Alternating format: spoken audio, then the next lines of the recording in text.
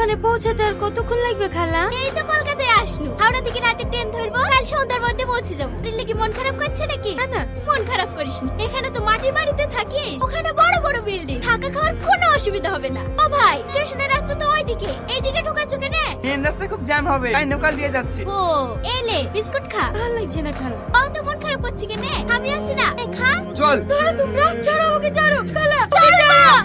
এই বুকু রাস্তা দৌড় মারে। আমার কোনো দোষ নাই, ওরা আমাকে তাড়া করছিল, ওদের জন্য আমার অ্যাক্সিডেন্ট হয়েছে। তারা এই নূর সেলিম, তুই একটা ট্যাক্সি ডাক, তুই আগে হাসপাতালে যেতে হবে। ঠিক আছে। সরি মাসি, ধরতে পারলাম না। পুরিয়া শাড়ি পরে তোরা ঠান্ডা নামগা, পুরুষ হয়েছে পুরুষ, চারটে পুরুষ মিলে একটা মেয়েকে সামলাতে পারে না। জানিস একটা মেয়েকে তুলতে গেলে কত নাটক করতে হয়? আমি শেঠের কাছ থেকে 15 লক্ষ টাকা অ্যাডভান্স নিয়েছি, এখন আমি শেঠকে কি জবাব দেবো? কি করবো বলেন, এমন সময় অ্যাক্সিডেন্ট হয়ে গেল, নাহলে তোকে তুলেই নিয়ে আসতাম। ঠিক আছে ঠিক আছে, ভালো করে খোঁজ নে, মেয়েটা এখন কোথায় আছে? ঠিক আছে মাসি। খালার কোনো নাম্বার নাই তোমার কাছে? সব ব্যাগেই ছিল। এত বড় শহরে তোমার খালাকে এখন কোথায় খুঁজবো বলো?